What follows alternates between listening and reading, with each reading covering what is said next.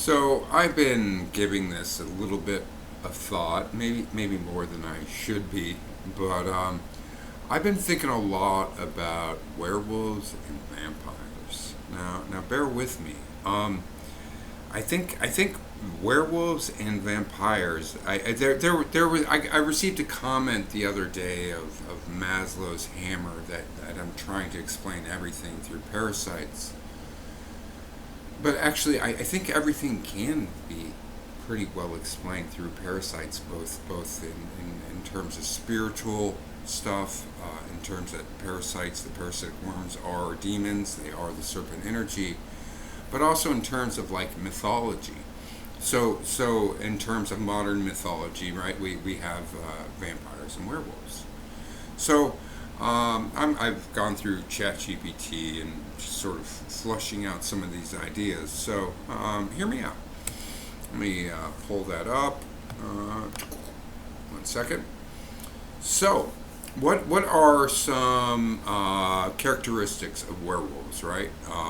That a normal person turns into a werewolf. They become feral. They become aggressive. They become reactive, and they are unable to regulate their emotions or urges, their impulses, right? They can't control their impulses. Well, guess what? Could a werewolf be symbolic, sort of a metaphor with somebody that has a high parasite load, maybe toxoplasmosis in the brain or something? That what does an active T. gondii infection do? Makes you irritable, gives you problems with compulsions, it gives you anxiety, it gives you emotional instability, rage, panic, and an inability to self-regulate. Now that sounds a lot like the qualities of a werewolf, like feral, aggressive, reactive, just animalistic, unable to regulate, very primal, right, type of energy. Huh. So I love this parallel that not necessarily that werewolves are demons themselves, but they are possessed by demons. Now, another interesting thing about werewolves, right, is that they transform during the full moon, right? And guess what else is more active or is related to the moon cycles? And that's a parasitic infection. And during when you have a full moon, parasites are more active, and they gain further control of your thoughts and behaviors and your impulse control. So it's really interesting, and this is true with protozoan parasites, helminthic parasites, worms, all sorts, and they influence not only dopamine but also serotonin, GABA, melatonin. And another thing is that, right, both werewolves and vampires, well, they're active at night, right? And guess what's more active at night? Parasites, literal parasites, parasitic infections. It's it lines up pretty well. That. Anyways. Another interesting thing about werewolves, right, is that they in mythology and stuff, right, silver is used as a weapon to kill werewolves, to hunt or hurt werewolves, right? But also, if you want to do your own research about this, look up colloidal silver. And this is a powerful antimicrobial that's used to combat parasitic infections. So silver hurts werewolves, and silver also hurts parasites. Is your mind blown? It's a powerful archetype. Parasitic infections, they can alter your neurochemistry, they can affect your dopamine, they can trigger anxiety and hypervigilance, impulse control, create obsessive thoughts and hunger and sexual urges, things like that, right? These parasites are quite literally demons, and it fits perfectly into the werewolf archetype, right? It's perfect symbolism. So, and the parasites disrupt sleep and cause people to be more nocturnal and such too. So I think werewolves are perfect symbolic representation of a person overtaken by internal biological invaders. So it's a good metaphor. So now that we've covered werewolves, let's move over to vampires. Okay, so so vampires. I don't think vampires are necessarily a metaphor for somebody that has a high parasitic load, but rather has parasitic behaviors. Is a dark personality, right? That feeds off of control and feeds on the weak and the kind and the nice and the innocent, right? The vulnerable. So vampires, they're social predators, right? They are, according to myth, right? They're usually charming and seductive and manipulative, psychologically exploitative. They're parasitic, one could say, in their behaviors, right? And they lack a soul, right? They lack empathy, and they feed on others' blood. But does it have to necessarily be blood? Because, see, a narcissist, a psychopath, a person with a dark personality, they feed on other people's energy rather than their blood or their innocence. You know, they're attracted to people with good souls, with the pure. They like to control and attack and feed off of purity. I don't know. So this maps on exactly onto these characteristics of vampires. It maps on perfectly, exactly onto narcissism, onto psychopathy, onto antisocial personality traits, the dark triad, the dark tetrad of personalities. There's narcissism, sadism, Machiavellianism, and psychopathy. That this is the dark tetrad of behaviors, of dark personalities, and they all embody these qualities, and they're very, very vampiric, I would say. So, yeah, vampire traits match perfectly with dark personalities. Another thing is that vampires, right, when they look in a mirror, they don't have a reflection. So, if you didn't have a soul, could you? Is your soul going to reflect when you look in the mirror? You know, because there is no real self with a narcissist. They have no true identity. They're like, they're shapeshifters. They pretend to be certain people. They put on shows. They put on images. But really, they're soulless beings that just copy the behaviors and emotions of other people. And another thing is, you know, vampires again, also with the sunlight. That they die and they can't survive in sun exposure.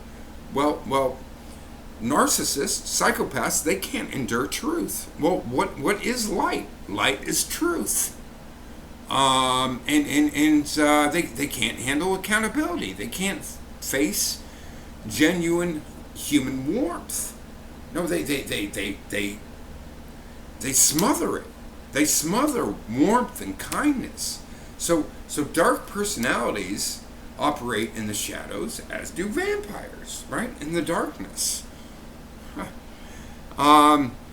And another thing is that vampires need, that you need to invite them into your home or into your head, right? into your brain, into your thoughts. And a narcissist cannot control you unless you let them into your head, into your life. And so your boundaries are the doorway to protect you and to protect your energy, your blood from vampires, right? Don't allow them into your home. They can't suck your blood. With narcissists, you don't allow them into your life, into your head, and they can't drain your energy. It's a perfect analogy. It's a perfect metaphor. And another thing is, right, that a vampire can create more vampires. So they suck somebody near to death and then they resuscitate them and make them a vampire, which then creates more vampires. Well, the same is true of dark personalities, because when people are pedophiles or they abuse children and stuff, that the innocent, that the people who can't defend themselves, well, many of these children who experience profound psychological trauma, as they grow up and they haven't been taught effective ways to cope with their trauma and to heal and to grow, many of these children as adults grow into abusers themselves, narcissists, psychopaths, and such. So it's a perfect analogy of a vampire turning others into vampires, or a dark personality turning others into dark personalities, through intergenerational trauma and abuse, rather than sucking blood and reviving somebody as the undead, right? So it's a draining of life force, not just blood. So narcissistic abuse, okay, somebody, the scapegoat of a family, of a narcissistic family, a dysfunctional family. What does this person what does the abuse create? Creates fatigue, depression, confusion, spiritual exhaustion, loss of confidence, and emotional deregulation. So these narcissists and narcissistic families or narcissistic systems, they drain energy in the same way a vampire drains vitality. And another thing is that vampires die in direct sunlight. Well, sunlight is synonymous with truth and consciousness and spiritual awareness and authenticity. What do narcissists, psychopaths, sociopaths lack? They lack authenticity. They lack truth. They use lies and deception and deceit as their playbook. So dark personalities can't withstand scrutiny. They can't withstand exposure. They can't withstand justice, genuine love, and they're inauthentic people.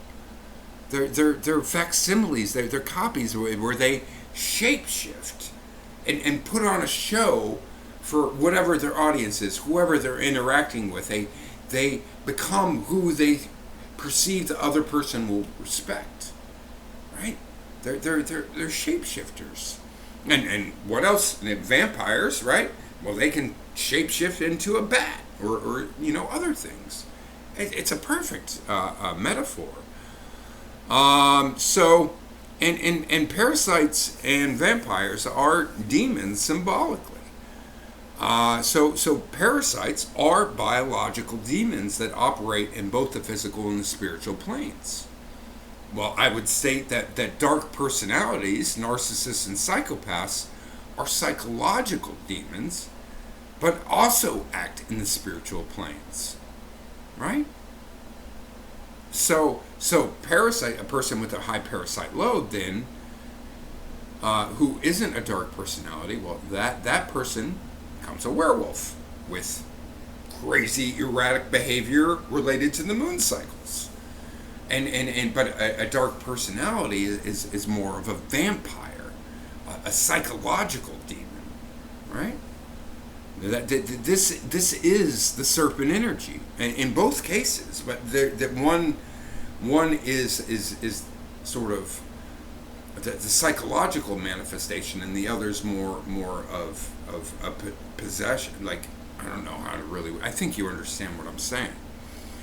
But all of these, both the werewolves, the people, the werewolves, the literal parasites, and the vampires, the narcissists, the dark personalities, they hide in darkness, they feed silently, they weaken the host, they manipulate behaviors, they protect themselves from exposure, they replicate themselves, they avoid sunlight and truth, and they hate purity, or they feed off of purity and innocence.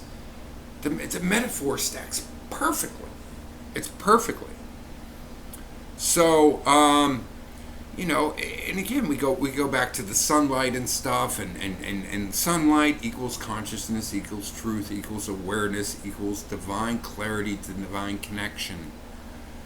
So, anything parasitic, be it biological, psychological, or spiritual, dies when it's exposed, either to the truth or to the sunlight. Right? It's beautiful. It's beautiful.